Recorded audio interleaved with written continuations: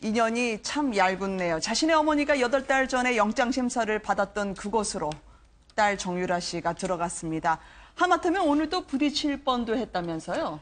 최순실 씨가 오늘 그 312호 법정에서 네. 오전 10시부터 한 2시간 30분 정도 재판을 받았습니다. 그리고 네. 정유라는 지금 오후 2시부터 같은 층이죠. 319호에서 영장 실질 심사를 받고 있는데요. 같은 층이잖아요. 네. 시간이 엇갈려서 그렇지 자칫 잘못했으면 뭐 만날 수도 있었던 어떤 그런 상황인데 물론 뭐 그렇게 두지는 않겠지만 말입니다. 네. 원래 애초 최순실 씨의 재판이 4층에서 있을 예정이었는데 그 오늘 이재용 삼성전자 부회장의 재판이 그 417호에서 열리면서 이 312호로 변경이 됐던 겁니다. 네. 그러니까 다시 말씀드리면 지금 모녀가 같은 층에서 시간대가 엇갈려서 만나지 못한 어떤 그런 상황이라고 보면 되겠습니다. 네. 비교적 당당하게 어떤 질문이든 받겠다라던 정유라 씨의 모습이 조금 사흘째 수척해진 거 아니냐라고 하는 취재기자 전화도 있던데요. 오늘은 어땠습니까? 오늘도 그러니까 공항에 들어왔을 때하고는 좀 사뭇 다른 분위기였습니다. 지금 네. 화면에 나오는데요. 고개를 잠시 취재 지진에 후레쉬가 많이 터지니까 네. 잠깐 반대쪽으로 이렇게 돌리는 그런 모습도 있었고 눈을 지그시 감는 어떤 그런 모습도 있었습니다. 네. 취재진에 따르면 뭐 약간은 초췌해 보이기도 한다라고 전해왔고요. 오늘 정유라 씨가 그 영장실질심사, 그러니까 구속 전 피의자 신문이 오후 2시부터인데 오전 9시에 일찌감치 구치소에서 출발을 했습니다. 그래서 오전에 아마 검찰 조사를 조금 더 추가로 받았던 것으로 알려졌고요. 그리고 네. 그 검찰 구치감에 오전 내내 좀 대기했던 것으로 지금 전해지고 있습니다. 그리고 법원에는 오후 1시 25분쯤 지금 화면처럼 이동하는 모습이었습니다. 호송차에서 내려서 네. 입을 깨무는 듯한 그런 모습이 포착되기도 했었거든요. 사실 정유라 씨가 처음에 공항에 들어올 때는 뭐 이런 표현가 있더라고요. 기자회견을 좀 즐기는 게 아니냐, 뭐 웃기도 하고 네. 어찌 보면 너무 철부지 같은 모습 보였는데 그 모습이 이제 오늘 영장 실질 심사는 사실상 본인이 이제 구속 상태로 수사를 받고 나중에 재판까지 받느냐 마느냐의 기로에 서 있는 날이기 때문에 네. 오늘까지 그 동일한 표정을 짓기는 좀 쉽지 않았을 것 같고요. 오늘은 아마 정유라 씨도 좀 긴장을 하고 있을 겁니다. 그러니까 지금 일단 검찰에서 정유라 씨 체포영장 집행을 네덜란드 암스테르담에서 국적기 타는 순간 했잖아요. 네. 그래서 조사할 시간이 그렇게 많지 않아서였는지 모르겠습니다만 원래 당초 정유라 씨의 혐의로 이제 추가가 될 거라고 생각했던 건 뇌물죄 공범 부분하고 네. 국외재산 도피 부분이 이제 문제가 됐었는데 일단은 확실한 것부터 해서 영장을 발부받은 다음에 그 부분은 추가 조사할 계획인 걸로 알려져 있는데요. 그래서 오늘은 이대 학사비리와 관련된 업무방해죄, 그다음에 청담고등학교에서 그 공강 처리를 하기 위해서 그 승마협회로부터 무슨 뭐 봉사활동한 것 같은 것들을 네. 허위 자료를 냈다라는 부분이 이제 위계에 의한 공무집행방해입니다. 청담고등학교는 이제 국립고등학교이기 때문에 그리고 거기에다가 어쨌건 부정한 돈을 말로 바꿔서 정유라 씨가 탔잖아요. 네. 그거 이제 범죄수익은닉이라고 합니다. 그래서 범죄수익은닉에 관한 법률 위반 이 3가지 혐의로 오늘은 영장을 청구한 걸로 좀 보입니다.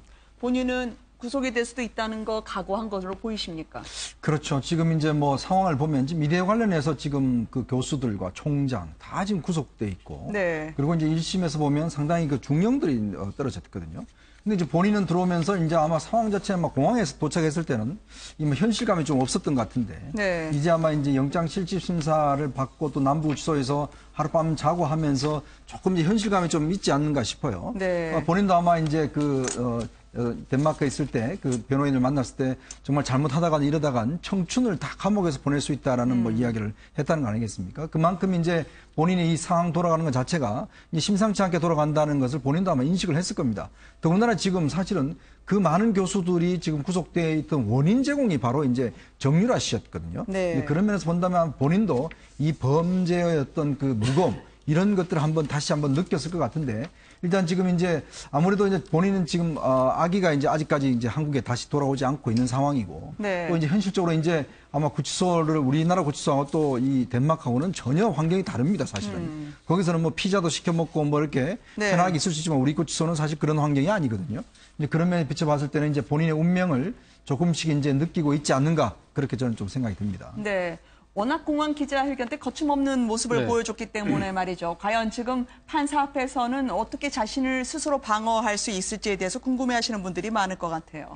지난번 뭐 공항에서 보여준 모습은 상당히 뭐 사람 국민들이 봤을 때는 조금 황당할 정도로 너무 당당한 모습을 보여줬지 않습니까? 네. 제가 봤을 때는 뭐 좀 이 20살이 간 넘은 철부지, 세상의 그 물리를 잘 모르는 이 사람으로서 보이는 하나의 철부지의 행동도 보이는 측면도 있고요. 또 하나는 제가 생각했을 때는 그 본인이 이 과거의 그 운동선수로서 큰 대회에 여러 번 출전하면서 나름대로 네. 마인드 컨트롤할 수 있는 아마 그런 것도 있었던 것 같고요. 앞서도 말씀하셨지만 덴마크에서까지 날아왔던 변호인으로부터 충분하게 그 아마 이 돌아간 상황을 듣고 들어온다 하더라도 크게 이 자신에게 그 주어진 혐의 자체를 아마 충분히 벌쓸 수 있다는 아마 나름대로 확신도 가졌던 것 같아요. 네. 그렇기 때문에 아마 상당히 나름대로 당당하고 여유 있는 모습을 보였지만 그럼에도 불구하고 뭐 그 정유라 씨도 인간인지라 아마 그 법원에서 이제 구속영장 실질심사 받는 과정에서는 상당히 긴장되고 위축되지 않을까 하는 생각이고요. 네. 아마 나름대로 충분히 준비를 하고 아마 지금 임하고 있겠지만 그러나 앞서도 제가 이야기했던 대로 지금 세상 물리를 잘 모르는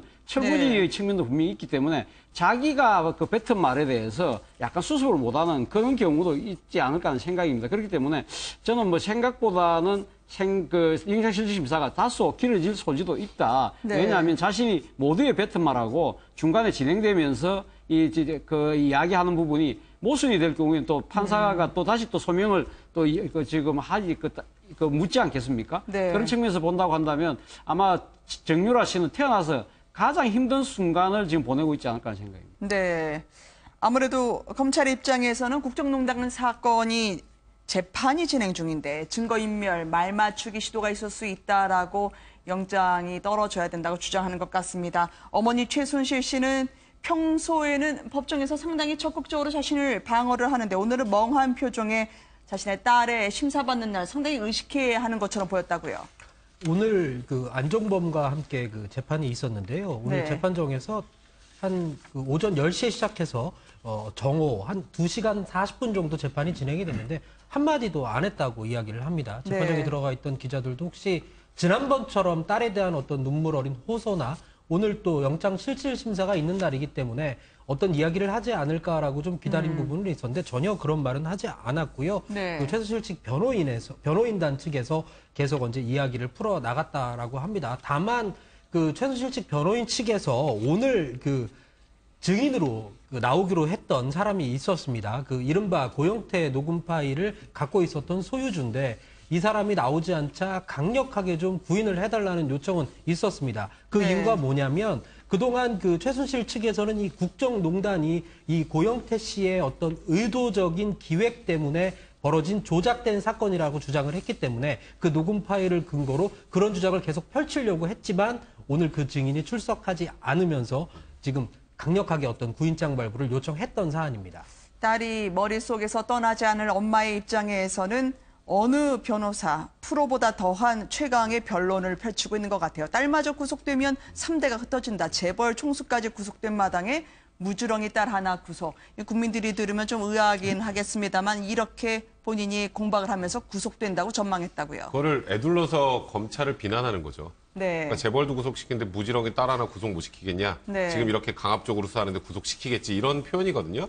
그러면서도 최순실이 지금 정유라가 구속될 걸 어느 정도는 예감하고 있다는 것도 분명히 저 말 속에서는 들어있는 것 같고요. 네. 사실 어제 재판 과정을 보면 최순실이 그 마지막 최후 변론을 할 때 사실 그 본인의 범죄하고 관련된 부분에 최후 변론을 해야 되는데 정유라에 대한 변론을 했죠. 네. 사실 정유라에 대한 재판을 그 재판장이 할지 안 할지도 모르는 상황이고 아직 기소도 안 된 상황인데 저런 얘기를 하는 건 이건 재판장에게 얘기한 판사에게 얘기하는 게 아니라 여론 호소입니다. 여론 호소. 네. 그러니까 우리 딸이 불쌍하니까 우리 딸 좀 용서해 주세요.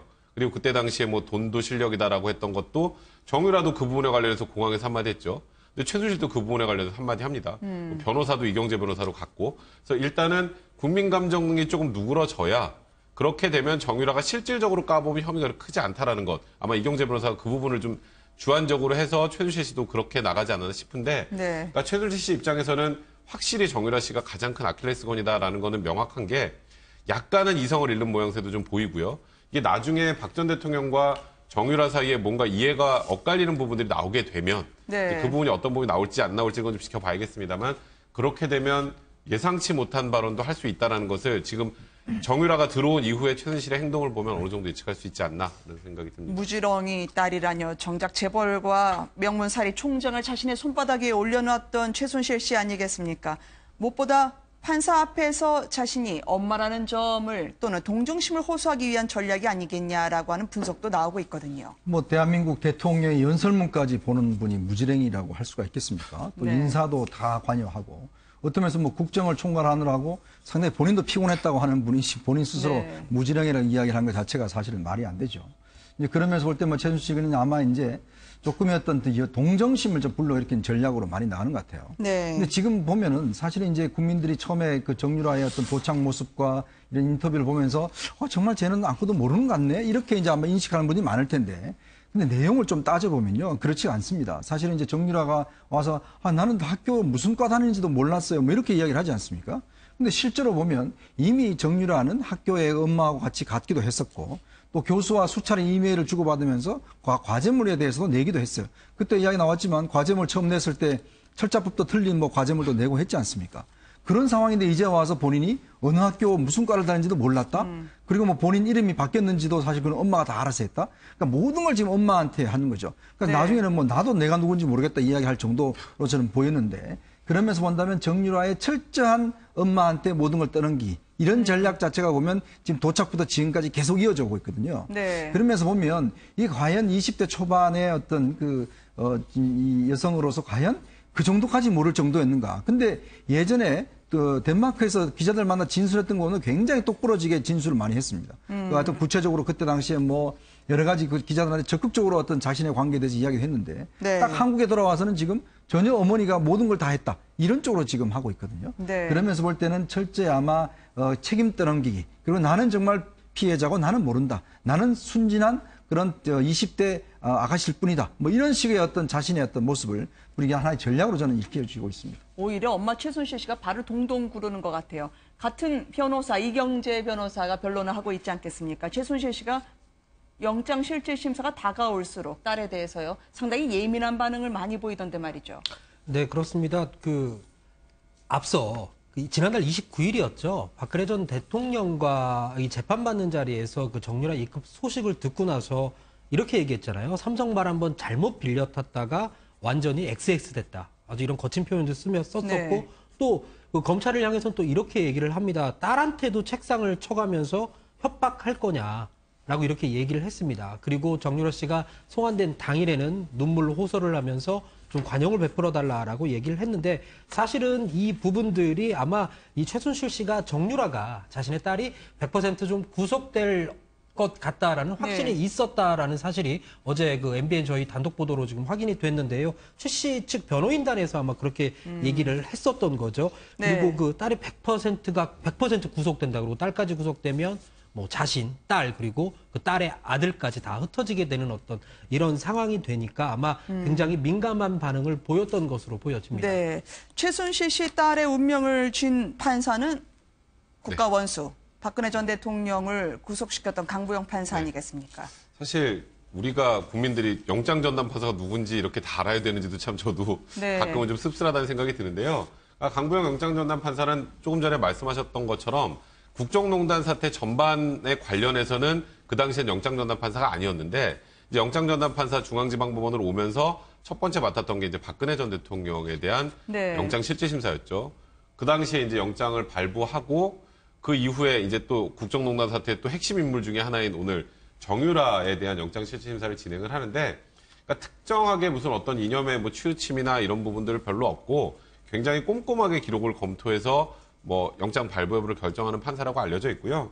거기다 이제 뭐 창원지방법원 근무할 때 이제 공보관도 좀 해서 뭐 일정한 정무적인 감각도 갖췄다라고 지금 평이 나 있는 분이기 때문에 네. 저는 그렇습니다. 아까 초기에 뭐 김경진 의원이 잠시 인터뷰할 때 영장 발부 여부가 좀 명확하지 않다라는 취지로 말씀하셨는데 네. 어떤 결과가 나오든지 이 부분에 대해서 뭐 영장 전담 판사를 비난하거나 뭐 이런 류의 그런 국민 감정들은 좀 있지 않았으면 하는 생각이 개인적으로 듭니다. 그러니까 이 결과는 법원에서 실제로 영장을 발부한 만한 것인지 아닌지에 대해서 모든 기록을 다 검토하고 하는 것이기 때문에 네. 그러니까 저는 그래서 가끔은 이렇게 영장 전담 판사를 소개하는데 좀 가끔 좀 부담스럽다는 생각도 좀 가끔 드네요. 무슨 말씀인지 알 것 같아요. 그렇지만 이미 국민들도 받아들일 준비가 돼 있을 것 같아서요. 어떤 결론이 나든지 말이죠. 정유라 씨가 그런데 구치소 안에서는 상당히 여유 있는 모습을 보였다는 증언이 나오고 있습니다. 이 보도가 맞다면 말이죠. 이곳저곳 인사를 한다고 하던데 웃음기까지 띄고 말이죠. 누군가 생각이 나시지 않습니까? 장시호 씨 부침성 강했던 자신의 사촌 언니와 마찬가지의 행보. 왜 그럴까요? 장시호 씨는 과거에 이런 모습이었습니다. 함께 보시겠습니다.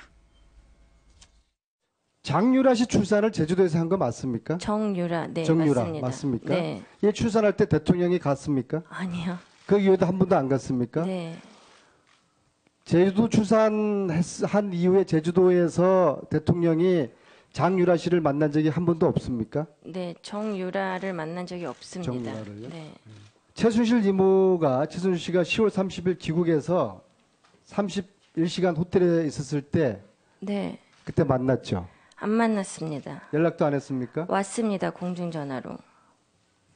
무슨 이야기를 했습니까? 유연이랑 잘 부탁한다고 얘기했습니다. 그게 답니까? 네, 안민석 의원의 발언 실수를 정정해주는 결기까지 갖춘 장시호 씨. 워낙 믿고 맡기는 사람 아니었습니까? 최순실 씨가 정유라에 관한 한 말이죠. 그렇죠. 그 장시호 씨 그러면 우리가 이렇게 얘기를 좀 하죠. 특검의 특급 도우미였다라는 이야기를 좀 많이 하는데요. 네. 굉장히 부친성 그리고 이런 것들이 너무 좋아서 그 서울구치소에 있었을 때도 이 교도관들한테 언니라고 불렀다라는 어떤 그런 후문까지 있고 네. 특검을 자주 오갈 때도 그 옆에 이렇게 호송하는 그 교도관, 여자 교도관의 팔짱까지 꼈다라고 이야기를 합니다. 그리고 구치소 내에서도 상당히 그 밝은 얼굴로 교도관들한테 인사를 많이 했다라고 얘기를 하는데요. 나중에 밝혀진 얘기지만 박영수 특검 팀에게 편지도 썼는데 그때 서울구치소를 의왕 대학원이라고까지 표현할 정도로 상당히 부침성이 좋았던 것으로 알려졌습니다. 그런데 이 정유라도 지금 서울 남부구치소에서 이틀 밤을 잤잖아요. 처음에 네. 사실 들어가면 그 낯선 어떤 환경이기 때문에 질에 겁을 먹거나 긴장하기 마련인데 굉장히 우습게 띈 얼굴로 이것저것을 많이 둘러봤다라는 어떤 그런 언론 보도가 나왔고 이 사람 저 사람들에게 인사를 건넸던 것으로 알려지고 있습니다. 만약에 이 부분이 사실이라면 혹시 이 네. 정유라가 장시호를 따라하는 것 아니냐 어떤 이런 이야기까지 나올 정도입니다. 그런데 엄연히 이 장시호 씨와 정유라의 지금 사정은 완전 다르거든요. 왜 그럴까요? 그러니까 사실 장시호 씨하고 정유라 씨하고 성격이 되게 비슷한 것 같아요. 네. 그러니까 들어올 때 그 사실 공항에 내리자마자 기자들한테 마이크 댈 때 저는 그냥 국민 여러분 죄송합니다 정도 하고 고개를 푹 숙이고 나갈 줄 알았는데 네. 사실 뭐 아까 말씀드렸던 것처럼 인터뷰를 즐기는 거 정도의 수준으로 웃음기 띤 얼굴을 얘기를 할 수 있었다라는 건 장시호 씨하고 뭐 정유라 씨 둘 다 굉장히 낙천적인 성격이라는 거 하나 보여주는 것 같고요. 네. 다만 둘이 결정적으로 다른 게 있습니다. 이모와 딸. 이모는 자기 자식을 위해서 이모를 버릴 수 있지만 네. 뭐 자기 엄마를 버리기 쉽지 않잖아요. 네. 다만 정유라 같은 경우에 인터뷰하는 과정을 좀 지켜보면 할 필요 없는 얘기도 굉장히 합니다. 그러니까 기억하실지 모르겠지만 임신 중이어서 자기가 단복 안 입었다는 얘기를 하잖아요. 네. 그게 이 범죄 혐의와는 크게 상관없거든요. 네. 그럼에도 불구하고 자기가 억울한 거는 꼭 얘기를 하는 성격이에요. 근데 그러다 보면 생각지도 않은 데서 저런 데서 퍼즐이 맞춰지는 수가 있거든요. 그래서 네. 정유라가 말을 많이 하기 시작한다면 정유라가 의도하지 않게 특검에 도우미가 될, 그러니까 검찰에 도우미가 될 가능성은 분명히 있으나 지금 현재 알려지는 바로는 기자회견할 때 굉장히 적극적으로 자기 얘기 많이 했는데 네. 검찰에 들어가서는 오히려 말을 많이 하지 않았다고 합니다. 그거는 제가 저번에 말씀드렸던 것처럼 제가 만약에 정유라의 변호인이라면 저는 묵비권 행사할 걸 굉장히 많이 권할 것 같거든요. 지금 말을 하면 할수록 생각지도 않는데 뭔가 튀어나올 가능성이 있다는 건 뭐 최순실이 정유라의 성격을 워낙 잘 아니까 이경재 변호사에게도 그런 얘기를 했을 거고요. 네. 그럼에도 불구하고 이제 본인이 아니라고 생각하면 묵비권을 행사하는 게 아니라 뭐 말을 또 계속 할 수도 있는 상황이기 때문에 저 성격 때문에 잘하면 이제 정유라의 그 의도와는 달리 최순실과 박근혜 전 대통령의 굉장히 치명적인 얘기들이 나올 가능성도 배제할 수는 없다 이렇게 봐야 될 것 같습니다. 워낙 이정 사촌 언니 장시호 씨를 롤 모델로 삼았을까요? 그렇죠. 말도 언니 따라서 그리고 제주도도 자신의 아이를 낳을 장소로 거처를 정하지 않았습니까? 그렇죠. 두 사람이 보면 굉장히 공통점이 많습니다. 사실 이제 정유라가 말을 타게 된 계기도 결국 네. 장시호 씨 때문에 말을 타게 됐고 또 이제 장시호 씨가 어렸을 때 그 정유라가 어릴 때 상당히 이제 그 직접 애도 봐주기도 하고 그러면서 한 번씩 이제 최순실이 한 번 봐줄 때마다 20만 원씩 줬다는 거 아니겠습니까? 그러니까 그런 면에서 네. 보면 두 사람의 어떤 성격적인 면이나 여러 가지 그런 면들이 다 닮아 있어요. 결국 이제 정유라 같은 경우에 이제 승마를 하면 결국 대학을 갈 수 있다. 이래 좀 봐라. 너네 이모가 저렇게 해서 네. 언니가 저렇게 갔다라는 걸 보여주면서 결국 그 길을 이제 알려준 것이거든요. 그러면서 볼 때는 이제 상당히 비슷한 것 같고 아마 이제 지금 장시호 씨는 곧 이제 석방이 되죠. 그러니까 그렇죠. 지금 이제 구속기간 만료가 되면 석방이 되는데 아마 이제 앞으로 장시호 씨가 정유라한테 어떤 또 이야기를 할지 모르겠습니다만은 네. 그러니까 정유라도 이런 성격이 비슷하다면 아마 검찰 수사 과정에서 혹시나 또 상당한 도움이 역할을 하실 거예요. 왜냐하면 정유라에게는 일단 자녀가 있지 않습니까? 네. 예를 들어서 결정적으로 본인이 지금 중요한 게 뭐냐, 엄마냐, 아들이냐, 이렇게 이제 했을 때는 그 엄마로서의, 본인의 엄마로서의 어떤 위치, 또 이것도 있거든요. 그러면서 볼 때는 지금 정유라의 태도가 검찰 수사가 좀 진행이 되면서 어떻게 바뀔지, 이게 네. 상당히 좀 주목되는 대목이라고 할 수가 있겠습니다. 저는 뭐 정유라 씨하고 저 장시호 씨가 뭐 오랫동안 상당히 그 지금 이종 사촌간이지만 네. 상당히 오랫동안 같이 함께 생활하고 또 이 살아온 이 궤적을 보면 이 정유라 씨가 장시호 씨의 이 삶의 그 궤적을 따라온 측면이 있지 않습니까? 네. 뭐 본인이 다른 운동을 하다가 또 그 장시호 씨가 했던 승마로 갈아탄 이유도 바로 거기에 있는 거고요. 그리고 또 한 집에 또 같이 또 상당히 오랜 기간 살았지 않습니까? 네. 그러면서 또 이제 뭐 장시호 씨가 자신의 그 엄마에게 하는 여러 가지 모습들을 보면서 아마 장시호 씨한테 상당한 영향력을 받았을 거예요. 그걸 알게 모르게 장시호 씨가 아마 친언니 이상으로 아마 상당히 그 좀 자기가 살면서 조금 이렇게 여러 가지 그 행태를 이제 닮아가는 듯한 그런 모습을 보여준 건 사실이긴 합니다만, 그러나 결정적으로는 저는 뭐 지금 이 상황에 맞닥뜨려서는 앞서 우리 백승문 변호사 말씀하셨지만 이 문제는 이제 그 두 사람의 위치가 다르다는 거죠. 네. 조카하고 딸이라는 측면에서 다르다는 측면인데 아마 그런 때문에 사실 그 최순실 씨가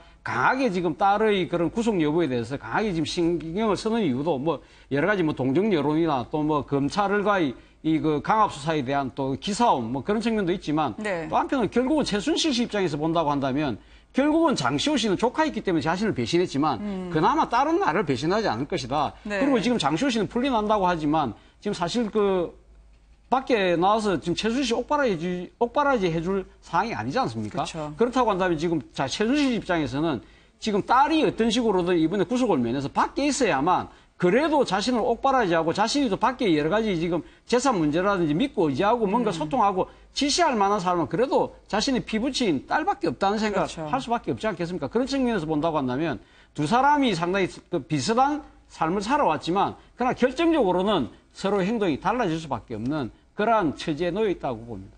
장시호 씨가 처음부터 네. 특급 도우미는 아니었어요. 어떤 일이 있었냐면 그 최선득 씨가 최순실 씨를 찾아가서 무릎을 꿇고 빌었답니다.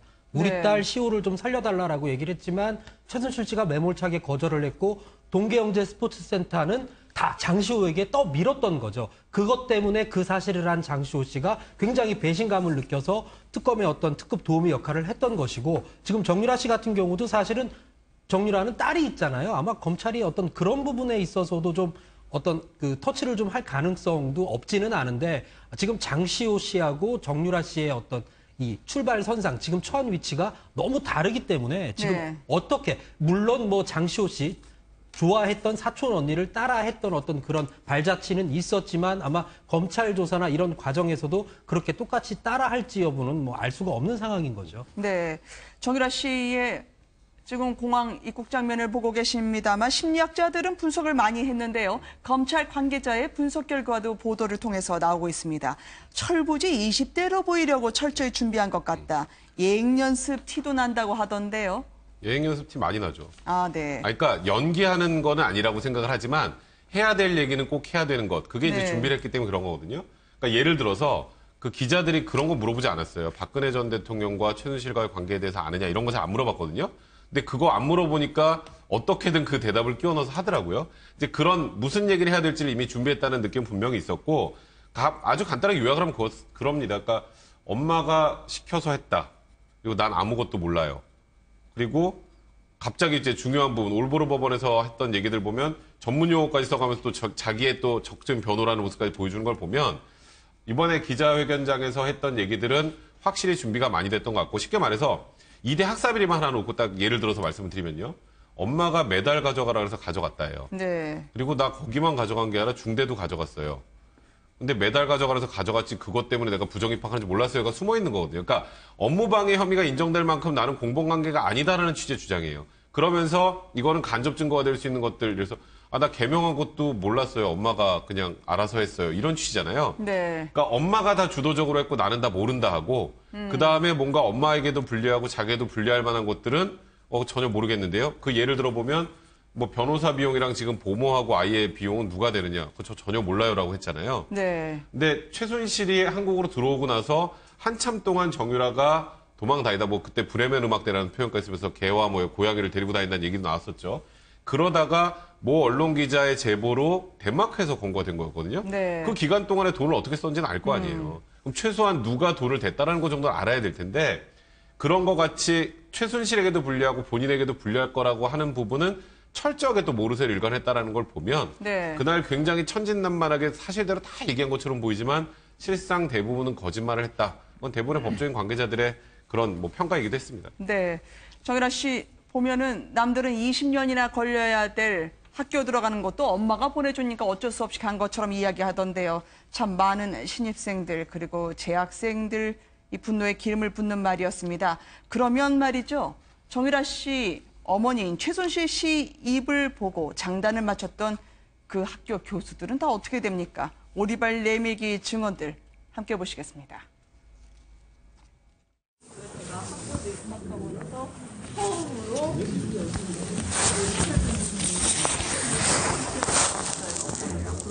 먼저 왔고 어머니는 그러고 난 다음에 저도 아예 올랐는데 시험이 나온 거예요. 정유라 출석 및 학점 관리하라고 지시한 바 있습니까? 없습니다. 아무 말도 한 적이 없습니까? 없습니다. 예? 저는 입학처장님께 제가 맹세코 정유란이 그 당시에 그 학생 이름조차도 저는 생소했습니다. 그래서 말씀을 드린 적이 증인. 없습니다. 정유라 부정 입학의 중심은 바로 김경숙 씨다. 저는 이렇게 확신합니다. 아닙니다. 의원님. 그거는 절대 그렇지 않습니다. 그 거짓 증언 계속 들을 이유가 없어요. 제가. 아닙니다. 그건 남궁건 진짜입니다. 분명히 공항에서는 학교 한 번 가본 적이 없다고 하지만 본인의 입으로 작년에 학교를 방문한 적이 있다고 얘기했던 정유라 씨입니다. 이 김경숙 전 학장의 이야기를 들어보면 많은 분들은 어쩌면 좋아 이 명문사립 131년 역사를 안타깝게 쳐다볼 텐데 말이죠. 바로 저 위증 때문에 지금 이제 실형들이 다 떨어진 거예요. 네. 이게 원래 국회에서의 위증은 굉장히 일반적 위증보다 이제 범위 아주 중합니다. 근데 이제 그동안 사실 이게 별로 처벌되지 않았어요. 근데 이번 재판부는 상당히 이 위증죄에 대해서 굉장히 엄격하게 적용을 했어요. 이제 그런 걸 보면 결국 이게 국민들 앞에서 거짓말을 했다라는 것이거든요. 지금 보면은 지금 뭐 전혀 모른다고 이야기를 하는데 실질적으로 내용을 보니까 다 알고 사실 정유라 같은 경우는 정유라 제가 지금 좀 전에 보셨지만은 그 덴마크에서 인터뷰할 때 그 교수님까지 다 기억하고 있잖아요. 네. 그러면서 들어와서 아니 저는 뭐 학교 가고 싶지 않아서 무슨 과 다니는지도 몰랐어 이렇게 이야기를 하고 있거든요. 그러니까 그러면서 본다면 우리 시청자들이 옛날의 것을 안 생각, 지금 거 보신다면 아, 쟤는 진짜 저 엄마가 하라고 그래서 그냥 갔구나 이렇게 생각하실 텐데 조금만 뒤돌려 보면 바로 저렇게 이야기를 하고 있다는 것이죠. 그리고 네. 과제물도 다 이메일로 받아서 다 보냈습니다. 이제 그런 상황에서 왜 들어와서 자기는 다니기 싫었다라고 이야기를 하는지, 왜 다니기 싫은 사람 때문에 교수가 5-6명이 동원이 돼서 다 그렇게 적극적으로 학교에 입학시켰는지 이제 이거에 설명이 안 되는 것이거든요. 네. 그러면서 볼 때는 이제 정유라의 저런 증언 자체가 굉장히 계산된 것 같다. 왜냐하면 지금 정유라가 덴마크 있을 때 아마 이제 변호인이 그쪽을 가서 상당히 만난 것으로 알려지고 있습니다. 그렇다고 한다면 들어왔을 때 어떤 진술을 할지 그런 것들에 대해서 상당히 준비를 했지 않는가 싶어요. 네. 결국 이제 본인은 전혀 모르고 자기 이름도 모르고 이름 바뀌었는지도 모르고 이제 그런 것들을 증언하면서 결국은 모든 것을 다 엄마가 다 알아서 했다. 자기가 올부르고 그쪽으로 가라는 것도 자기 엄마가 그냥 가라 해서 갔다. 도망간 거 아니다. 이렇게 또 이야기하고 있거든요. 네. 그건 뭐냐면 지금 왜 구속영장이 도주 우려라는 게 가장 크지 않습니까? 그러니까 자기는 도주하지 않았다는 것이죠. 엄마가 가라 그래서 갔다. 네. 이렇게 이야기를 하고 있거든요. 그런 걸 보면 좀 계산된 발언이라고 저는 보여집니다. 만만치 않은 21살의 여성이다. 전혁 전 의원이 이야기를 하던데요. 저렇게 만났던 교수들을 한 번에 유령으로 만들고 말이죠. 그러게요. 사실 뭐 지금 정유라 씨 이야기는 앞서도 뭐 두 분이 말씀하셨습니다만은 사실 뭐 이 정유라 씨가 네. 그 고등학교 다닐 때 자기가 지금 갈 대학이 정해졌다고 자랑까지 하지 않았습니까? 네. 그런데 만약에 본인이 그렇게 대학 가기 싫었다고 한다면 그런 거 친구들한테 이야기했을까요? 저는 그런 측면에서도 상당히 궁금한 측면이 있는 거고요.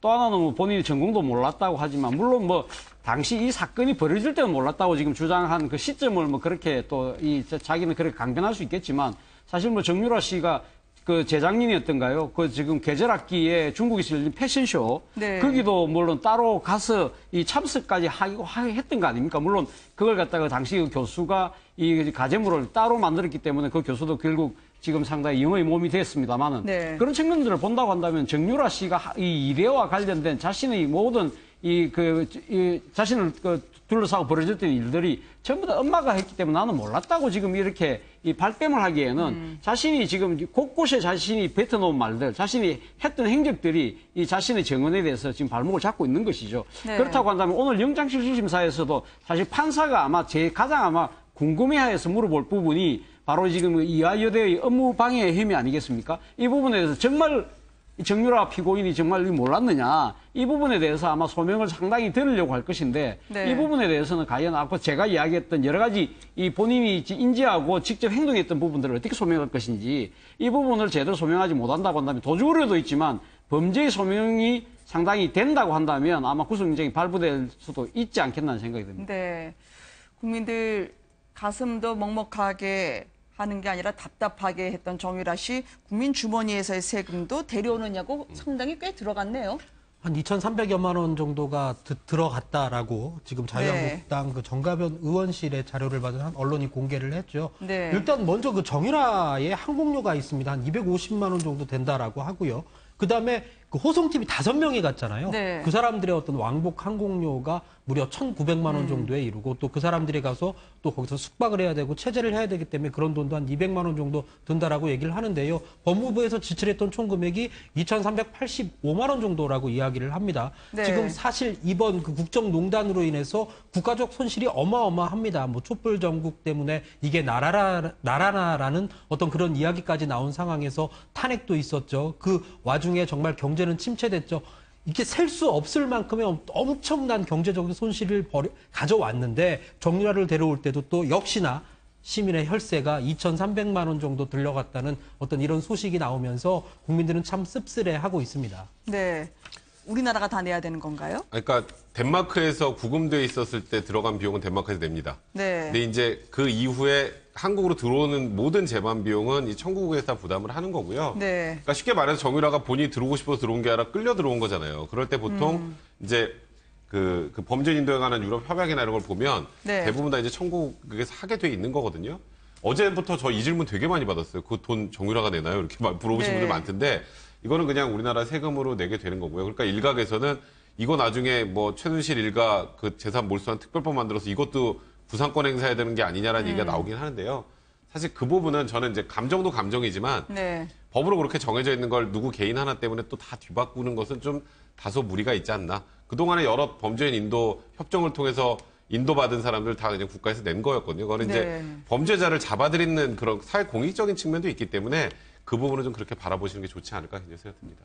재산 몰수와 관련해서는 진행이 어떻게 되고 있습니까? 근데 그 부분은 쉽진 않을 거예요. 네. 이게 범죄로 형성된 재산이라는 게 혐의가 명백하게 소명이 되면 모르겠지만 뭐 최순실 일가의 재산 뭐 이걸 몰수하지 말자라는 취지가 아니라 네. 그런 부분이 소명되지 않은 상태에서 여론만을 가지고 만약에 법을 만들게 되면 그거는 뭐 소유권 침해 정도나 이런 것 때문에 굉장히 또 나쁜 선례를 만들 수 있어서 일단 재산 형성 과정에서 불법적인 요소가 어느 정도 개입되어 있는지 명확하게 확인을 하고 그다음에 그 법을 근거로 해서 몰수하는 게 헌법에 반하지 않는 수준이 된다면 그러면 이제 법이 이제 추진이 될 수 있을 텐데 아직은 그 부분이 좀 미흡하지 않나 생각됩니다. 지금 그 빌딩 같은 경우는 이제 매각을 시도하려고 그런 했는데 부분들은 일단 이제, 법원에서 네, 못하게 지금 네. 현재 막아놨죠. 왜냐하면 지금 삼성으로 봤던 뇌물죄가 있기 때문에 이게 대한 추징금이 또 나올 수 있거든요. 그래서 네. 현재로서는 이제 재산 자체가 일단 팔지 못하는 정도까지는 일단 만들어놨습니다. 나중에 네. 일단 그 재판이 이렇게 결론이 내려지면 그거에 따라서 재판을 좀 처분이 있을 것 같습니다. 처음에 국정농단 사건 터졌을 때 이 국회에서 이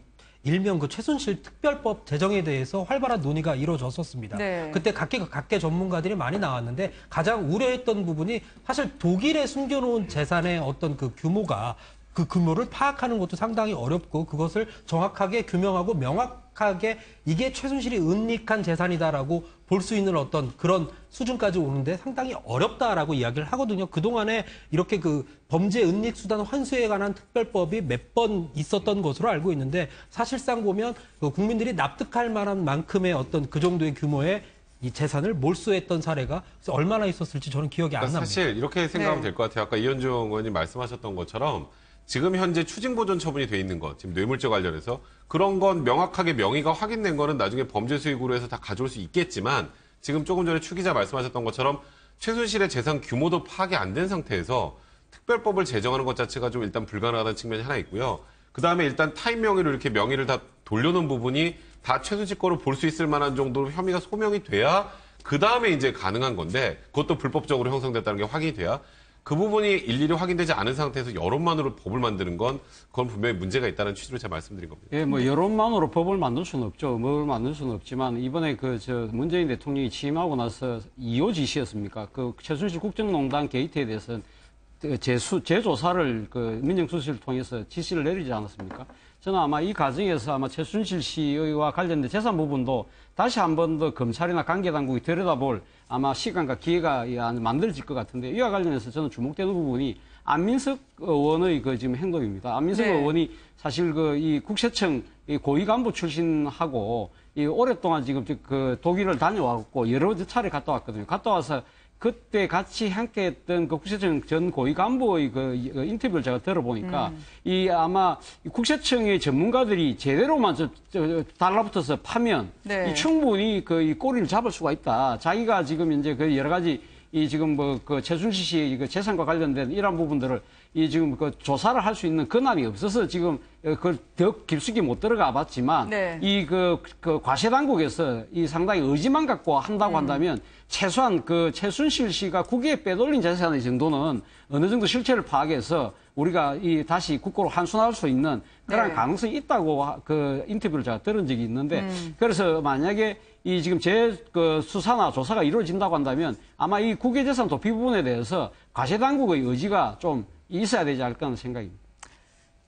돌아보니까 아 그랬지라고 하는 게 바로 박근혜 전 대통령의 이번 주 공판을 보니까 들었던 생각입니다. 다음 주에도 빡빡한 일정을 진행을 할 텐데요. 박 전 대통령이 이제는 자신과 함께했던 자신의 명을 받았던 사람에 대해서 하나하나 공박을 하는 과정을 각각 진행을 하고 있습니다. 안종범 전 수석에 대해서도요. 아니 나는 지나가다 말 한 번 한 건데 그거를 그대로 할 필요는 없었다. 대통령의 어명이라고 하는 건 사초에도 기록이 되는 건데 말이죠. 공과사가 이렇게 흐릿한가요? 글쎄 말입니다. 지금 이제 그 박 전 대통령의 진술서를 보면 자신의 어떤 그 혐의와 관련한 중요한 진술들을 보면 아 그건 내가 시킨 것 아니고 그냥 네. 내가 한번 알아보라고 이야기를 한 건데 그거를 오버해서 해석을 해서 안종범 수석이 일을 벌였다. 또 정호성 비서관도 마찬가지로 그냥 내가 한번 이야기를 한 건데 그걸 본인이 알아서 그냥 다 보냈다. 이런 식으로 지금 하고 있거든요. 네. 왜냐하면 이것에 대해서 나는 지시한 적이 없다라는 이제 그런 그러니까 본인의 어떤 결백성을 이야기를 하고 있는 것인데 아니 세상에 어느 수석이 대통령이 한번 이야기한 것을 그 그냥 귀로 그냥 귀뚱으로 듣겠습니까? 당연히 대통령 이야기 자체는 그걸 뭔가 실행을 하라는 지시사항이 아니겠습니까? 네. 그거는 뭐 누가 봐도 상식적인 것인데 만약 그거 안 했다면 가만히 있었겠습니까? 그런 상황에서 안종범 수석도 마찬가지로 대통령의 지시사항을 당연히 본인의 수첩에다 적고 또 실행을 하고 사실 이 재단 관련해서는 안종범 수석은 처음에 이게 조금 무리가 있다라는 쪽으로 생각을 한 것 같아요. 네. 근데 대통령이 불러서 왜 그거 빨리 진행 안 하느냐. 리커창 중국 총리가 올 날이 얼마 안 남았는데 왜 이걸 빨리 시도하느냐. 그렇게 해서 바로 그 주에 일요일 날 정말 그 호텔의 모든 기업 관계자들을 불러갖고 다 약정을 받는 거 아니겠습니까? 그만큼 왜 했겠습니까? 본인이 이것을 문제가 되는 거 알면서도 대통령의 추상 같은 지시가 있었기 때문에 결국 한 거 아니겠습니까? 네. 그런 상황에 대통령이 이제 와서 자신의 측근이었던 안종범, 정호성 비서관한테 나는 그냥 이야기만 한 건데 그 사람들이 알아서 한 건데 그게 나는 지시하지 않았다. 이렇게 변명하는 것은 대통령으로서 굉장히 무책임한 저는 이야기라고 봅니다. 사실 전 대통령 측의 어떤 이런 주장에 따르면 네. 이런 것 같아요. 과잉 충성하지 않았냐라는 어떤 그런 이야기를 계속 하고 있는 것 같은데요. 네. 심지어 그 이번 사건에 굉장히 중요했던 역할을 했던 이 안종범 수첩에 대해서도 나중에 또 추가로 더 쓴 줄 어떻게 아느냐라는 식의 이야기를 계속합니다. 그러니까 예를 들어서 대통령이 한마디 했는데 안종범이 두 마디를 썼을 수도 있고 이런 국정농단 사태가 수면 위로 올라오니까 그 이후에 추가로 더 기재한 것은 없느냐라는 부분까지도 곡해를 해서 지금 그렇게 주장을 하고 있는 그래서 부분이죠. 그 당시에 이 박근혜 전 대통령이 기소되고 나서 네. 이 안종범 수첩 원본 확인한다고 들어갔었어요, 변호사들이. 그 취지입니다. 그러니까 그 이후에 가필하고 또 추가해서 썼는지 그걸 어떻게 아느냐. 그때 지시사항이 네. 없었는데 국정농단 사태 이후에 또 안종범 수석이 썼으면 어떡하느냐는 취지였거든요. 그러니까 사실 저는 그렇습니다. 뭐 박 전 대통령이 혐의를 인정할 거라고 생각하지는 않지만 혐의를 부인하더라도 저런 방식의 부인은 정말 국민들로부터 또 한 번 또 실망감을 불러일으킬 수밖에 없는 거고요. 네. 현재 지금 박 전 대통령 측 이제 변호인단의 전략은 현재 월요일, 화요일은 최순실과 함께 재판을 받으면서 증인신문 같은 거를 주로 진행을 하고요. 목요일은 그동안에 있었던 여러 공판 조서들, 그러니까 국정농단 사건들 이미 진행된 재판들의 조서를 확인하는 날인데 그 확인하는 과정에서도 굳이 이제 박 전 대통령 좀 유리했던 부분 하나씩 끄집어내서 다시 또 지금 그 부분을 반박을 하는 네. 모양새인데 그러니까 부인을 하더라도 좀 국민들 감정에 어느 정도, 그러니까 이제는 좀 박 전 대통령이 더 국민들 가슴에 상처를 안 줬으면 좋겠다는 생각이 드는데요. 조금 전에 이현정 의원님 말씀하셨던 것처럼 내가 얘기를 했는데 쉽게 말해서 안종범 수석이 오버한 거야라는 취지의 그런 변명은 네. 차라리 나는 그런 얘기도 한 적이 없다라고 하는 그 변명이 낫지 좀 굉장히 받아들이기 힘드네요.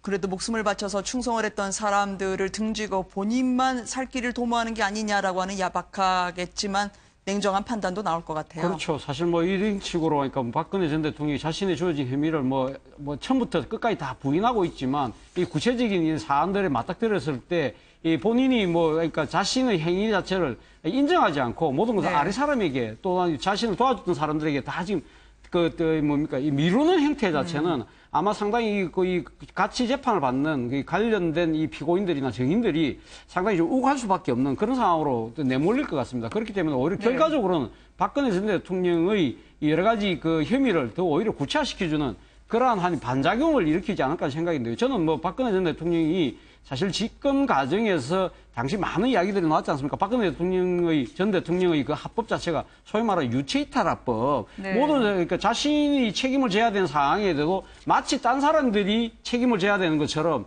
그런 식으로 책임을 떠미루는 합법들이 상당히 많은 국민들로 하여금 분노를 일으킨 측면이 있었는데 이번에 지금 재판을 받는 과정에서 그걸 전혀 지금 반성하지 않은 채 그걸 되풀이 한다는 거죠. 이러한 부분들이 앞서도 제가 말씀드린 대로 이 재판에 관련되어 있는 증인이나 같은 피고인들에게는 아마 상당히 종국에는 박근혜 전 대통령을 결국 아마 더 어려운 궁지로 내모는 그런 결과를 빚지 않을까 생각이 듭니다. 들어보시면 이렇게 꼭 말이 길어져야 될까라고 싶을 정도로 재단 설립을 명시적으로 지시한 건 없다.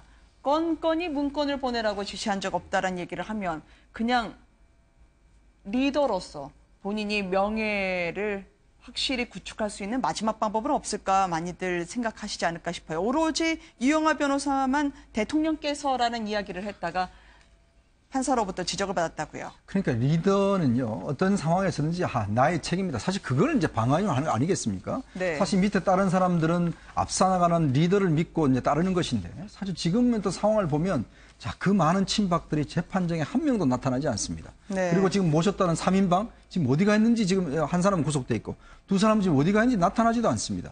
자, 그래서 유일하게 지금 옆에 있는 사람은 유영하 변호사거든요. 네. 유영하 변호사가 이제 어제 재판에서 자꾸 이제 그 원래 재판장에 가면 피고인이라고 해야 됩니다. 네. 그래야 되는데 문제는 자꾸 대통령님 하니까 재판장이 좀 참기 힘들었던 모양이에요. 그러니까 좀 이제 여기가 좀 아직 어설프하겠다 할 텐데 좀 이 입에 배지 않을 텐데 좀 그 쓰지 말아라고 이제 이야기를 할 정도로 그렇게 이야기를 했다고 하는데 사실 참 대통령에 보면 박 전 대통령이 제일 싫어하는 게 배신이라는 이야기잖아요. 네. 근데 지금 보면 그 어떤 면에서 보면 본인은 저는 배신을 한 것 같아요. 그렇게 많이 따르고 예를 들어서 지시 따랐던 사람들을 지금 재판정에서 보여주고 있는 모습은 아니 내가 시킨 적이 없어요. 다 저 사람들이 알아서 했어. 이렇게 지금 이야기를 하고 있잖아요. 네. 근데 그런 면에서 본다면 정호성 전 비서관도 굉장히 이런 부분을 들으면은 굉장히 화가 많이 날 것 같아요. 근데 지금 유영하 변호사는 그래도 끊임없이 대통령님께라고 이야기를 하면서 결국 변호를 하고 있는데 그래도 다른 변호인하고는 아무도 이야기를 안 합니다. 대통령. 네. 유일하게 유영하 변호사하고만 이야기를 하고 있거든요. 근데 과연 그런 행동 자체가 점점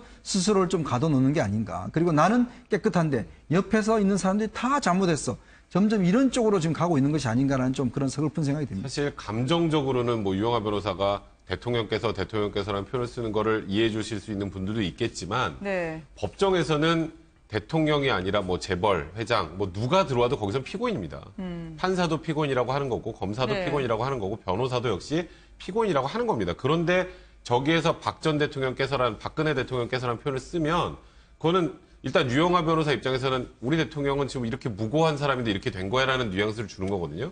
그거는 극단적으로 생각하면 검찰이나 지금 법원의 재판 자체가 굉장히 부적합하고 부당하다는 의미까지 내포하는 거거든요.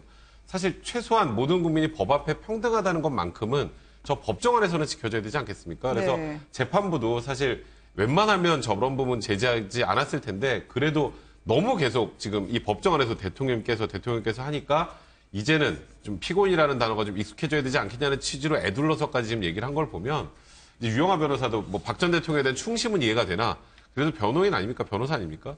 최소한의 재판의 룰은 지켜야 되지 않을까 하는 생각이 드네요. 네. 개인적 일탈 참 오랜만에 들어보시겠습니다만 정현식 전 사무총장 혹은 노승일 전 부장까지 개인 비리나 개인 사익이라고 몰았던 박 전 대통령 측이었습니다. 삼성에서는 이제 그 박 전 대통령까지도 증인으로 불렀으면 좋겠다고 하던데요. 그러니까 사실 삼성 이재용 그 부회장의 재판에서 어찌 보면 공동 피고인이죠. 공동 피고인이면서 또 가장 중요한 증인이 박근혜 전 대통령입니다. 왜냐하면 네. 이재용 부회장 측은 이렇게 주장을 하거든요.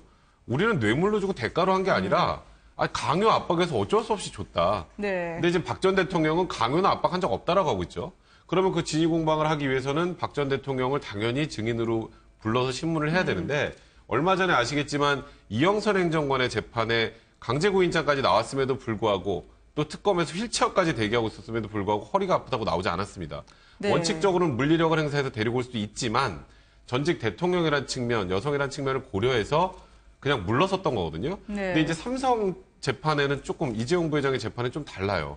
이영선 행정관의 재판, 이 사건의 중대성과 지금 이재용 부회장의 재판, 그다음에 이거는 박근혜 전 대통령 최순실의 재판과도 연계되어 있는 거기 때문에 네. 이 부분에 대해서 구인장을 발부를 아마 할 겁니다. 또 거부를 하면.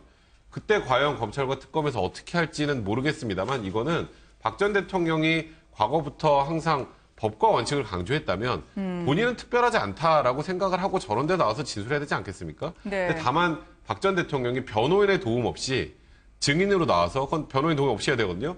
선서하고 거짓말하는 순간 위증죄가 하나 추가가 돼요. 네. 그런 부분에 대한 부담 때문에 안 나오는 것 같긴 하지만 모든 국민은 법 앞에 평등하다는 것만큼은 그래도 전직 대통령이셨으면 좀 지켜줬으면 바람이 듭니다.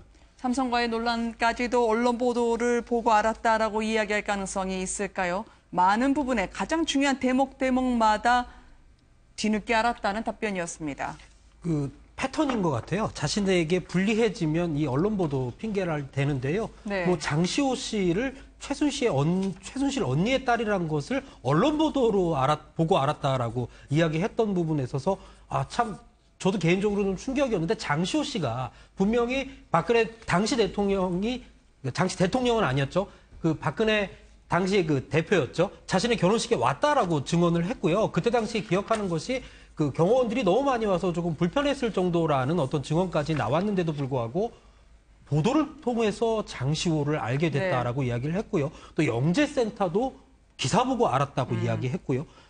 차명폰 썼다는 거, 이 차명폰이라는 것도 언론 보도를 보고 알았다라고 얘기를 하는데 기자들이 통상적으로 기사를 쓸 때 아무렇게나 기사를 쓰지 않거든요. 전혀 네. 연관, 저희가 몇 번이고 한 번, 두 번, 세 번, 네 번 철저하게 확인을 하고 기사를 씁니다. 본인에 관련된 기사임에도 불구하고 자신은 기사를 보고 알았다라고 이야기하는 부분은 아마 국민이 상당히 납득하기 어려울 겁니다. 사실 뭐 박근혜 전 대통령이 지금 재판 과정에서 보여주고 있는 이 태도 자체는 네. 본인이 그러니까 대통령직에서 파면 당하기 전에 인터넷 TV하고 이야기할 때 한 그 인식의 있는 연장선상이라고 봅니다. 네. 그때 당시 뭐라고 이야기했습니까? 어거지로 엮였다고 이야기를 하고 있는 거 아닙니까? 그렇기 때문에 본인에게 주어진 혐의 자체를 전부 다 지금 부인을 하고 있는데 예를 들면 보도를 통해서 알게 되었다는 그 이야기도 있고 앞서 우리 앵커께서 말씀하신 대로 뭐 지금 그 K스포츠 재단 같은 경우는 어떻게 보면 뭐 노승일 부장이 뭐 개인적인 사익을 취한다든지 또 이 재단의 이 문제를 폭로했던 정현직 사무총장 같은 경우 개인 비리로 간뒀다.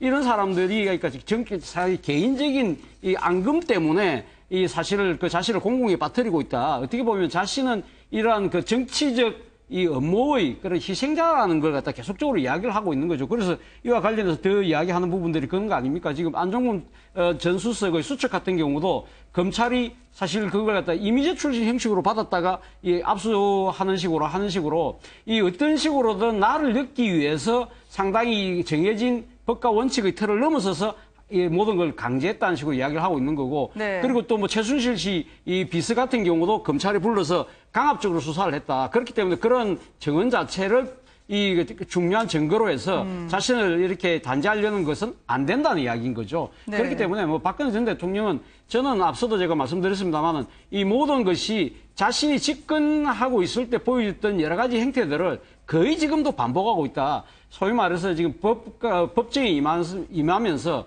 소위 말하는 개전의 정의라는 것 자체를 아직까지는 마음속에 전혀 그려두고 있지 않은 것 같습니다. 네. 참 국정농단 사태 지나가면서 국민 여러분들께서는 정치에 관심도 넓혀주고 법조 지식도 상당히 확보를 많이 하셨을 것 같아요. 김수현 씨, 바로 녹취록을 가지고 있었던 김수현 씨에 대해서도 강제 구인이 결정됐다는 오늘 이 법정 뉴스를 전해드립니다. 이제는 이제 법정 소식 말고요. 복지의 강물로 좀 넘어가 보도록 하겠습니다. 문재인 대통령의 그동안에 찾아가는 대통령 많이 보셨습니다만 이제 세 번째 순서입니다. 오늘 80이 넘은 장모, 중증 치매를 앓고 있다고 밝힌 바가 있었는데요. 요양원으로 찾아갔습니다. 근데 여기에 박철민 연기자가요. 예상 못했던 고백을 했다고 하는데요. 어떤 내용일지 함께 보시겠습니다.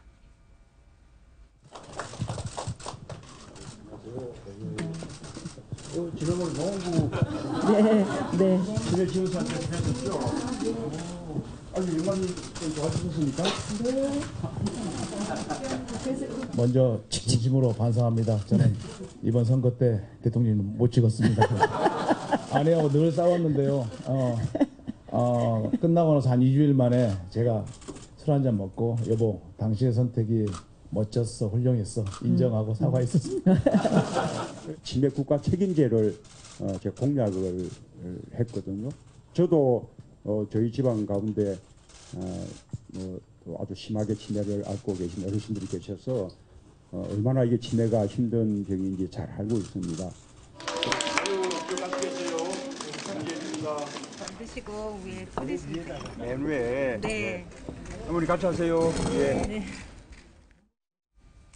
긴 치매에 효자 없다는 말까지 참 많은 분들이 가족으로 함께하면서 고충을 안고 있는 그 치매 아니겠습니까? 김정수 여사의 어머니가 그러니까 중증 치매인 셈인데 유독 사위는 알아보신다고요? 네, 그렇습니다. 그 문재인 대통령이 그 후보 당시에 약속했던 부분이거든요. 이 네. 치매는 국가가 책임지겠다. 나중에 알고 보니까 저런 좀 사연이 있었더라고요. 장모님도 중증 치매로 고생을 하고 있다. 그렇지만 다행히도 자신은 알아본다라는 어떤 김정숙 여사의 이야기가 있었고요. 네. 그래서 아마 남편이 이 치매는 국가가 책임진다라는 이야기를 하지 않았나라고도 이야기를 해서 상당히 고맙다라고 그 지난 2월에 MBN에 나와서 네. 이야기를 했었습니다. 사실 문재인 대통령이 후보 그 선거 과정에서 그 혹시 본인이 치매에 걸린 것 아니냐라는 오해를 받을 정도로 이 치매에 굉장히 애착을 가졌었어요. 이 치매는 반드시 국가가 책임지겠다고 아마 그런 부분들이 아마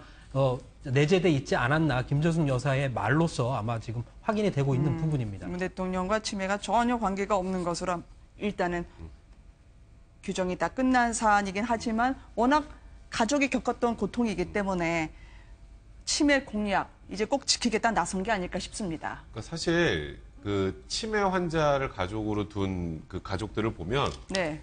뭐 이런 최근에 이런 사건들도 꽤 많이 있어요. 뭐 아들이 뭐 간병을 하다가 뭐 치매 어머니를 죽이고 나서 뭐 1년 후에 다시 돌아오고 뭐 이런 그렇죠. 경우들 많이 있었거든요. 그러니까 이게 복지에서 어찌 보면 가장 중요한 부분 중에 하나가 지금 사회가 점점 고령화 사회로 가다 보면 이 부분을 나라에서 해결해 주지 않으면 굉장히 이거 큰 사회 문제가 계속 대두될 수밖에 없는 상황입니다. 그래서 네. 저는 복지 부분에서 이 치매 부분을 지금 문재인 대통령이 공약을 한 건 저는 굉장히 좀 좋은 방향이었다는 생각이 들고요. 이제 다만 어떻게 재원을 만들어서 네. 어떤 방식으로 국가에서 도움을 더 줄 것인지에 대한 좀 더 이제 구체적인 플랜을 보여주시면 더 좋겠다는 생각이 들고요. 네. 이번에 지금 이 세 번째 이제 찾아가는 행보였잖아요. 처음에 그 인천공항공사 한번 가서 비정규직 정규직 전환시키고 두 번째 학교 가서 지금 뭐였죠? 그 당시에? 미세먼지. 네, 미세먼지와 관련된 대책 얘기하고 아이들 사인해주고. 네. 이번에 세 번째 여기를 가는 것은, 그러니까 그 전에 우리가 조금 전까지 얘기했었던 박 전 대통령이 국민들과 이렇게 소통하는 모습을 보여주지 못했다는 이 반대 측면에서 요즘에 문재인 대통령이 굉장히 국정수행 지도가 높은 부분인 것 같은데, 그러니까 이런 보여주기 행보에다 플러스 정말 구체적인 재원 마련과 어떻게 치매 환자들을 국가에서 모두 책임질 것에 대한 좀 구체적인 자료들을 보여주시면 네. 국민들로부터 훨씬 더 많이 환영을 받지 않을까 개인적으로 생각이 듭니다. 오늘 문 대통령 얼굴을 자세히 보시면 좀 뭐가 달라졌습니다. 안경테를 바꾸셨네요. 근데 이게 의미가 있네요. 국산으로 바꾸셨다고요.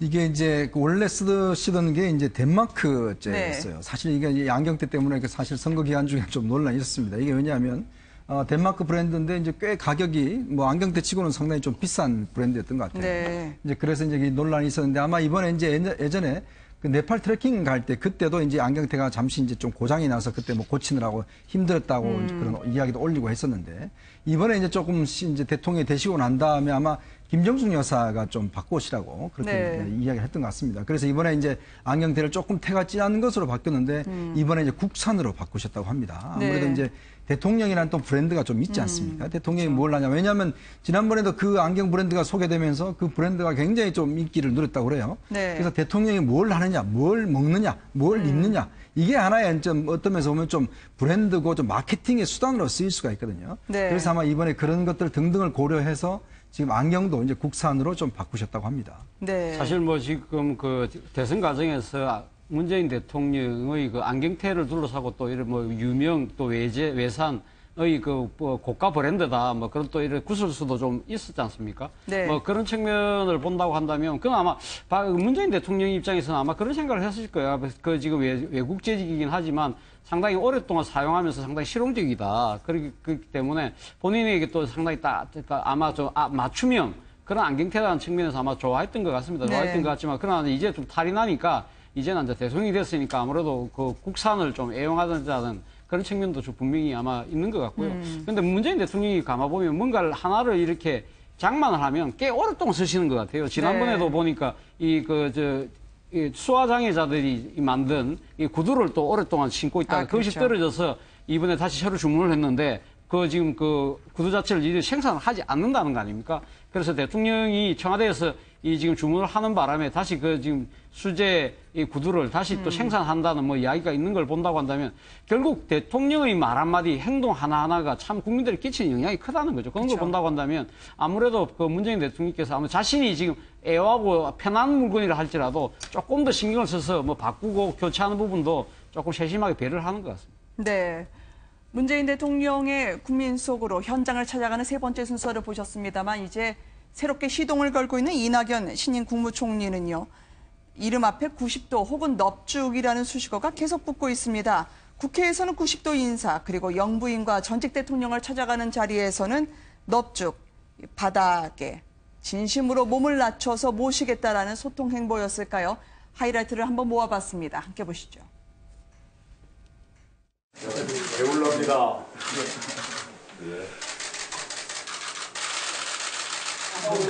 저 드리려고. 아이고 왜 나와 계십니까? 어디 보십시오.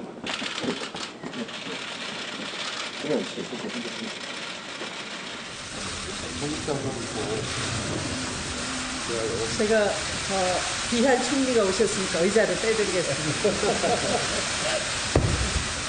격려와 박수를 한번 보내드리겠습니다. 어제 수행식장에서 임명장 주신 대통령이나 임명장 받으신 총리님이나 아주 인상적인데 원래 인사를 그렇게 시켜야 됩니까? 시간을 갖고 하는 거 아니에요? 하트를 만들 정도의 깊숙한 인사 이낙연 국무총리의 모습이었습니다. 일정이 오늘 몇 번 해프닝이 있었던 것 같긴 한데 전두환 전 대통령 예방은 없었네요. 어제 그 총리실에서 기자들에게 전달한 메시지 가운데는 전두환 전 대통령도 예방한다라는 내용이 들어있어서 네. 사실 기자들도 조금 그 고개를 갸우뚱했었거든요. 근데 오늘 오전에 다시 이제 공지가 와서 그 일정상의 그 조율이 안 돼서 지금 방문은 안 하겠다라고 이야기가 나왔는데 네. 사실 기자들 입장에서도 방문 하나 정말 하나 그러면서 약간 어떤 좀 오해도 있었는데 아마 총리실에서 그런 오해를 풀기 위해서 오늘 네. 오전에 일찌감치 조율이 좀 사전 조율이 안 됐다라는 부분을 강조해서 다시 재공지를 한 것 같습니다. 네. 이렇게 총리의 행보는 앞으로 어떻게 청문회 과정에서 남은 장관들에게 영향을 줄까요? 지금 일단 뭐 이낙연 총리가 일단 통과는 됐습니다만은 네. 결국 자유한국당이 일단 이 상황을 근거로 해서 지금 현재 여야정 협의체도 거부하고 있고 사실 이제 만나지도 않고 있지 않습니까? 네. 아무래도 그렇다면 이제 이낙연 총리가 해야 될 일이 굉장히 많은 것 같습니다. 일단은 야당과의 소통 통로를 푸는 게 굉장히 중요하겠죠. 네. 일단 자유한국당은 어떻게든 간에 다시금 여야정 테이블로 이제 끌고 오는 것 자체가 중요할 거고 그리고 지금 이제 본인이 대통령도 이야기했지만 헌법상 권한을 다 주겠다고 이야기했지 않습니까? 그쵸. 그게 뭐냐면 임명제청권과 해임 건의합니다. 그럼 지금 현재 내각에 관련해서는 아직까지 장관들이 다 발표는 안 됐지 않습니까? 그 내각 인사를 과연 어떻게 할 것이냐. 지금 현재 뭐 김상조 후보자 오늘 청문회를 했습니다만은 또 강경화 후보자도 상당히 국회에서 지금 반대를 하고 있는 상황이기 때문에 네. 이 고비를 어떻게 넘기냐가 제일 중요할 것 같고 일단 내각 진용을 지금 짜는 것에 상당히 중요할 것 같습니다. 거기에서 본인이 얼마만큼 본인의 입김을 이야기할 것인가. 본인 주장대로 할 것인가. 이게 상당히 좀 중요할 것 같아요. 그래서 네. 지금 어떤 면에서 보면 이낙연 후보자는 빠른 시간 안에 어떤 야당의 어떤 설득, 야당의 어떤 테이블을 끌어오는 거. 이게 가장 지금 중요한 의미인 것 같습니다. 네. 사실 뭐 이낙연 총리 입장에서 보면 야당과의 협치의 그뭡니까 틀을 본인이 만들어낸다는 것도 상당히 중요한데요. 저는 네. 봤을 때 저렇게 낮은 자세, 겸손한 자세 자체가 아마 지금 청문회에 임하는 장관 후보자들한테도 미치는 영향이 꽤 크다고 봅니다. 이 장관 후보자들 지금 2명 같은 경우는 상당히 지금 많은 의혹이 쌓여 있는데 오늘 보면 김상조 후보자 같은 경우도 상당히 국민의 눈높이에 지금 낮은 자세를 보여주는 그런 모습들이 결국 네. 이낙연 그 총리가 보여주는 모습에 나름대로 영향을 받은 것이 아닌가 하는 생각이 듭니다. 바닥을 다지고요. 청와대에서는 이제 남은 강경화 장관 후보자까지 외교부가 제대로 대응하지 못해서 문제를 키우고 있다라고 질타한 것으로 전해지고 있습니다. 다지기 행보가 이제 청와대와 이낙연 국무총리 함께 이뤄질 것 같은데요. 이 와중에 빈틈을 메워주겠다. 약속 행보로 다니는 김정수 여사. 진주중앙시장에서 팥빙수를 먹는 사진에서 스님 만나는 장면까지 보도가 되던데요. 대선 당시에 뭐 당선되면 다시 오겠다는 그런 얘기하시고 지금 다시 간 거잖아요. 네. 그러니까 김정수 여사의 저런 모습들을 보면 이제 대통령 당선되고 그날 이제 그때 관저를 옮길 때 이사하는 과정이나 네. 그리고 그 과정에서 또 민원인이 왔을 때 라면 먹고 가요라고 하는 얘기나 그리고 굉장히 그러니까 좀 이런 표현이 맞나 모르겠습니다. 그냥 저희 동네 옆에 사는 정말 평범한 아주머니 같은 모습, 소탈한 모습 네. 그런 모습들이 사실 굉장히 국민들한테 좀 환영을 받는 것 같고요. 지금 나오는 사진들이나 이런 걸 봐도 영부인이라는 것보다는 그냥 시장에 놀러 온 그 편한 동네 아주머니 같은 모양새를 네. 좀 보여주시는 것 저런 소탈한 모습이 사실 국민들한테 굉장히 좀 와닿는 부분이 아닌가 좀 생각이 좀 듭니다. 네. 취재기자들이 동행하잖아요. 근데 김정숙 여사가 대선 과정에서 가는 곳마다 당선되면 다시 오겠습니다라는 이야기를 해서 기자들이 당선되면 정말 또 와야 하나 그랬는데 네. 최근에는 정말 또 같이 갔구나 이렇게 이야기를 한다고 합니다. 네. 아니, 언제 밥 한 번 먹어요라는 말처럼 지키기 어려운 게 당선되면 또 오겠습니다. 아니겠습니까? 그렇죠. 그러니까 김정숙 여사가 본인이 대선 과정에서 했던 약속을 지키는 거 정말 저는 상당히 보기 좋다고 생각합니다. 그런데 문제는 이 대선 과정에서 만난 사람들이라는 것이 상당히 한정된 범위 아니겠습니까? 네. 저는 뭐 김정숙 여사의 저런 이 서민의 삶 속으로 들어가는 모습들이 좀 더 행동 반경을 넓혀서 좀 우리 사회에 그늘지고 또 어려운 사람들을 좀 더 보듬고 껴안고 실상을 아는 그런 걸 좀 알아서 대통령이 전달하고 이것이 국가 정책으로 반영될 수 있는 그러한 이 내조자의 모습을 끝까지 지켜나가길 좀 바랍니다. 네. 아마 대통령 식사도 챙겨 주셔야 될 것 같은데 네. 요즘 대통령이 밥을 못 드시는 것 같아요. 그만큼 김정숙 여사 역할이 저는 굉장히 크다고 봅니다. 네. 오늘 대통령 지지도가 보면 뭐 거의 80% 이상 90% 가까운 최고의 지지율로 나오지 않습니까? 네. 거기에 저는 상당 부분 아마 김정숙 여사의 공이 있는 것 같아요. 그만큼 밑바닥에서 어떤 이런 잔잔한 어떤 흐름들을 형성해 주는 것들 이거 상당히 있는 것 같고 특히 약속을 지킨다라는 이미지가 있지 않습니까? 사실은 네. 뭐 그냥 언제 한번 봐요 뭐 이런 거 자체를 보면 그냥 우리가 의례적으로 인사를 하잖아요. 그렇죠. 근데 특히 대통령 부인이 뭐 봐요 하는 다들 별로 안 믿거든요. 네. 근데 그거를 꼭 찾아가서 지금 인사를 한다는 것은 결국 이제 그분들한테 약속을 지킨다. 그런 어떤 지도자상을 주기 때문에 어떤 김정은 저런 행보 자체는 상당 부분 앞으로 어떤 대통령 지지도에 어떤 밑바닥을 형성해 줄 것 같습니다. 네. 그러니까 이렇게 약속을 지키는 모습에다가 이제 네. 앞으로 김정숙 여사가 좀 더 해줬으면 하는 바람이 드는 건 세세하게 저렇게 한 분들 뵙는 것도 중요하지만 또 영부인으로서 이제 우리나라 막 말 그대로 지금 아까 소외계층이나 이런 부분을 전반적으로 아우를 수 있는 그런 무언가 또 이제 하나를 좀 더 해주셨으면 좋겠다는 생각이 들고요. 네. 사실 김정숙 여사 조금 전에 말씀하셨던 것처럼 저런 행보가 문재인 대통령의 지금 국정수행 지지도 높은 곳에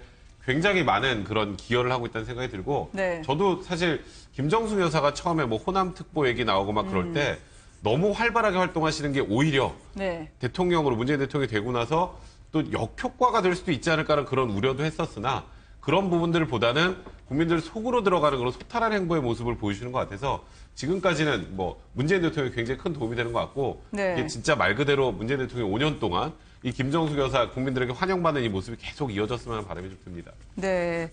어느덧 금요일밤으로 향해 가고 있고요. 정유라 씨 영장실질심사를 받은 지 3시간 40분을 넘어서고 있습니다. 오늘 뉴스앤 이슈 여기까지 하고요. 시청해주신 여러분들께 감사드립니다. 그리고 함께해주신 여러분 다음 주에도 다시 뵐게요. 고맙습니다.